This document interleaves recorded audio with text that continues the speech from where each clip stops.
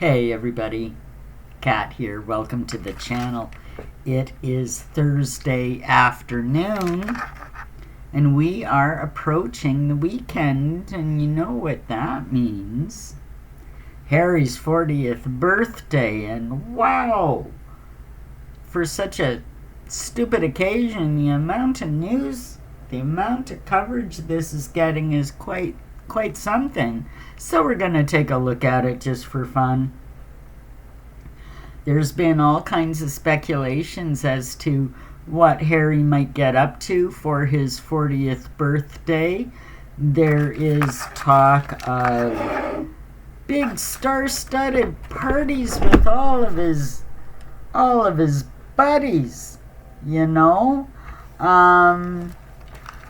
There's talk of other events going on. I mean, in the Daily Mail, for example, they're talking about, he could have a blowout party that tops the Vegas party 20 years ago, you know. The naked Vegas party, and all of his buddies, a real lads holiday. They're talking, Nacho Figueres, James Corden,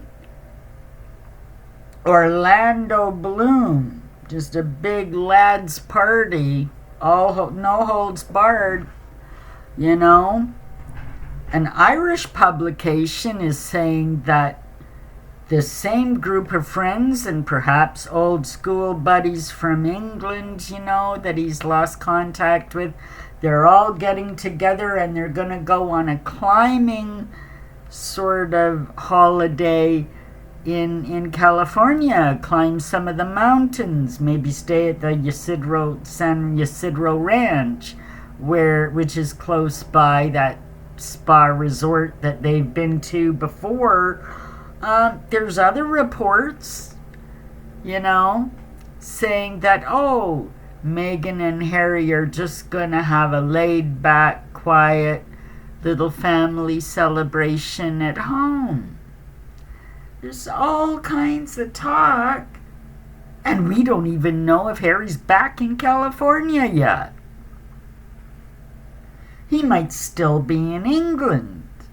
We know that he was there for the memorial service for, what's his name? Fellows. His uncle by way of marriage. Is it David Fellows? Anyway, Diana's brother-in-law. He was the top secretary to the Queen for many, many years. Important guy. So, of course, Harry didn't have any communication with William while he was there, stayed on the Spencer estate, Althorp, while he was there, cozying up to Diana's, his uncle and Diana's relatives. So has Harry returned home? Is this, blowout party gonna happen this weekend? They're talking about, he's, getting in touch with all his old pals from England.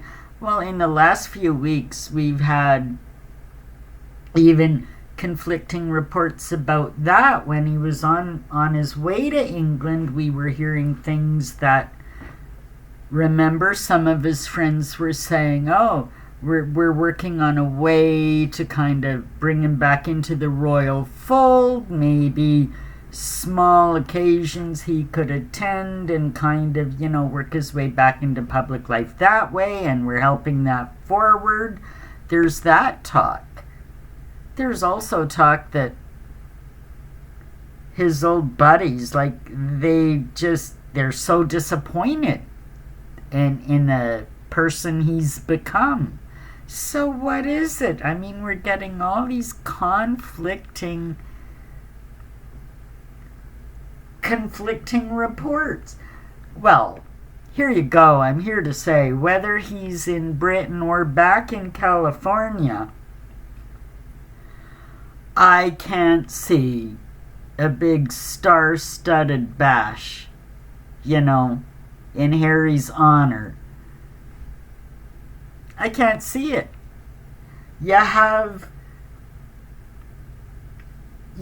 even papers like the Mercury News out of the Bay Area in California that regularly report on Meghan and Harry, and I'll tell you, they're not that complimentary.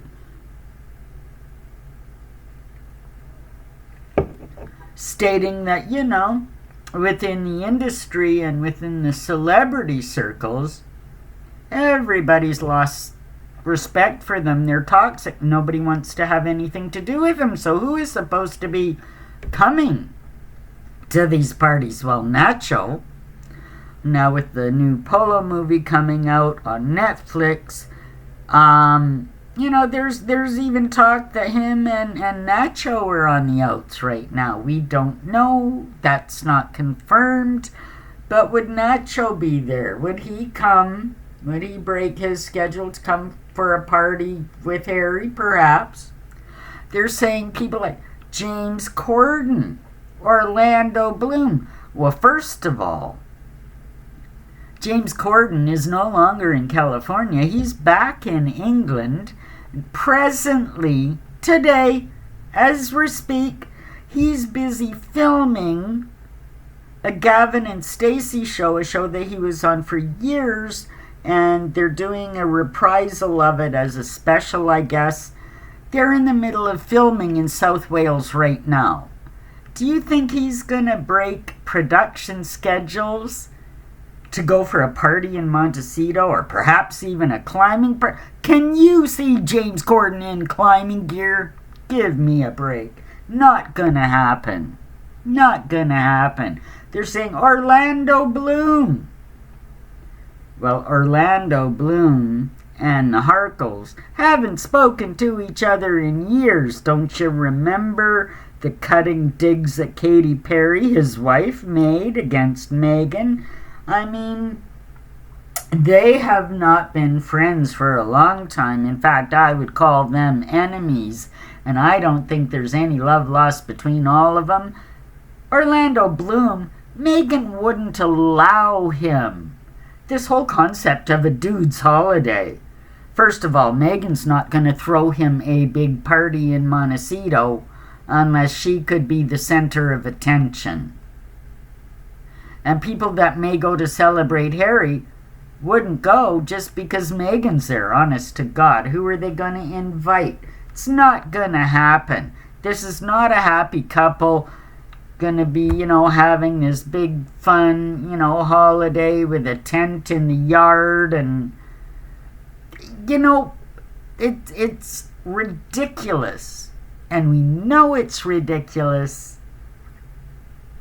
Things are tough with those two when you start seeing Meghan doing parking lot photos again. And she's at it again. Traipsing around a parking lot, calling Backgrid, take my picture. This, things are going on. William and Kate. Kate just dropped that 3-minute video that did in 3 minutes what Meghan's never been able to accomplish in 6 years.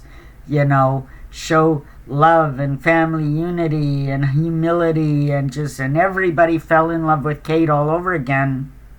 3 minutes. All the clawing that Meghan can do to Harry, none of it. She can't compete, and she knows it. That's why she's desperate. Pictures of William with his new beard, stubbly guy, up in Wales doing all these public engagements. So there's pictures of him in the paper and then publications every day. So Meghan's got to counter that. She's got to be, traipsing around a parking lot accomplishing nothing.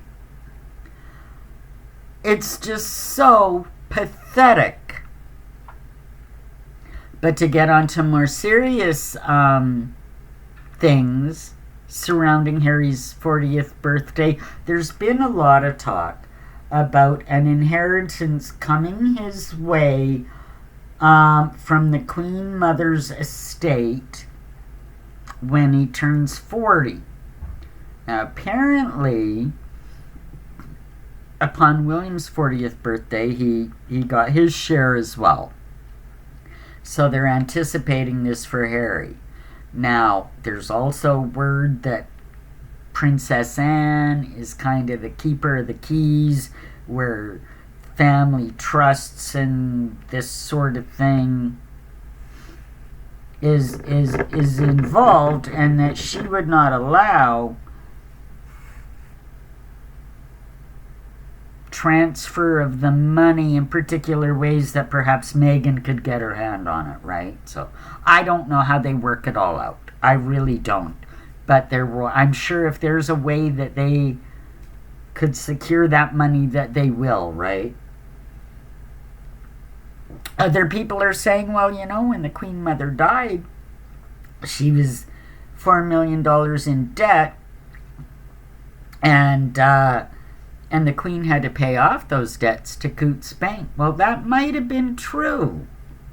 That might have been true because we know the Queen Mother liked champagne and frilly dresses, and she spent a hell of a lot of money. I'll tell you, stuff like family trusts and inheritance and those kind of things, that's not coming out of her personal bank account. It doesn't matter if she was in debt or not. That would have been set up separately. So indeed, even though she had debts when she died, she still could have money set aside for these trusts for the boys. One is not dependent on the other. They're not mutually exclusive. Or they are mutually exclusive. So, there could be money for him. Whether Meghan can get her mitts on it or not, also, that kind of inheritance money and everything. In California, we know that it's community property, 50-50. They don't have a prenup. However, things like inheritances and trusts and so on are not included in that. So Harry is safe from her trying to steal it all. And really, how much money has he made that she could take from him? Not a lot. Not worth a divorce. Not worth a divorce. She'd never get the money out of him that she ever would hope to. Yeah. So she's kind of stuck between a rock and a hard place right now. And that's why we're seeing all these conflicting reports, because she's a conflicted person from one day to the next. She's putting out a puff piece and, oh, we're so in love and all of it. And the next, something else is going on. So, that's just par for the course for those two. And this kind of madness is going to keep going until a stop is put on it.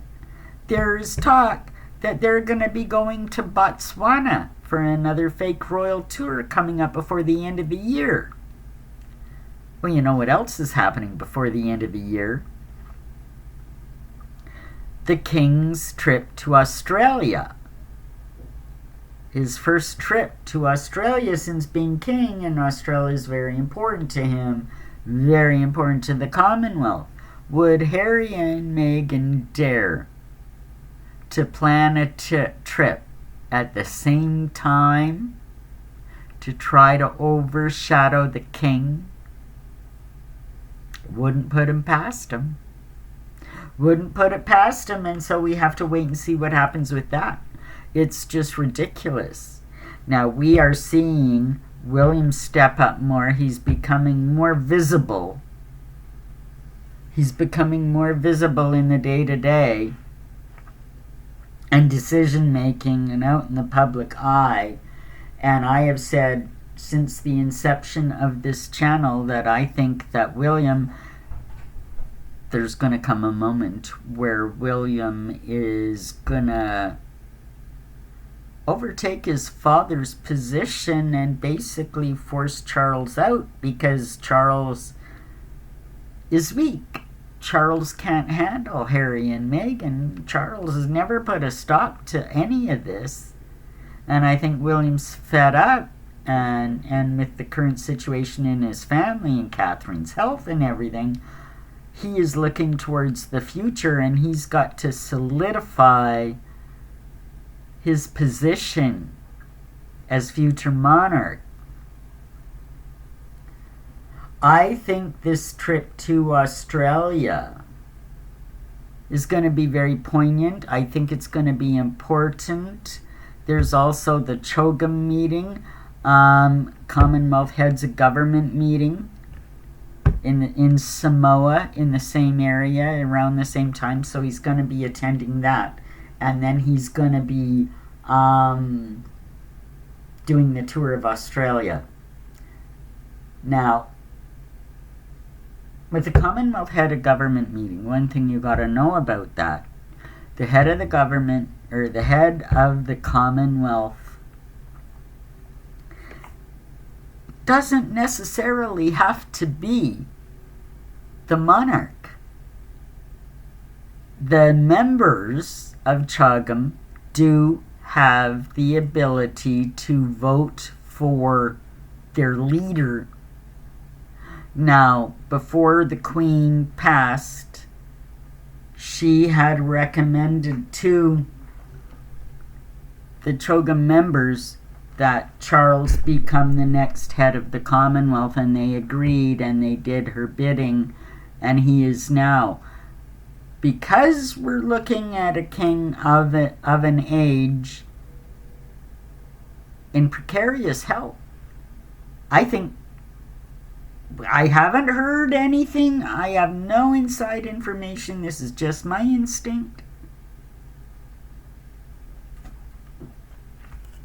I think there's going to be a vote, and there's going to be a declaration, and they are going to come out and say that given the fullness of time, William will be the next head of the Commonwealth. Much the same, within a year or two of the Queen's death, there was these public pronouncements. Oh, Camilla will be known as Queen Consort. Charles will be head of the Commonwealth, and different pronouncements. She was tying up loose ends. And I think we're going to see this with Charles, notwithstanding the cancer diagnosis, but I think he also knows that his time is nearing an end, because William is just not going to tolerate this wishy-washy shit going on anymore. He needs to take care of the monarchy and take care of everything going on before it's too late. Things are almost out of hand already with Harry and Meghan. So I think within the next couple of months, we're going to see a lot of changes. I think we're going to see some announcements before the end of the year regarding William as the next head of the Commonwealth, when that should happen. That's what I have for you now. We just have to watch and keep updating and see what happens. But that's what I think we're looking at in the next couple of months, guys. I'd love to know what you think. Send me comments. Like, subscribe, share these videos. And we'll see you in the next one. Take care now. Bye for now.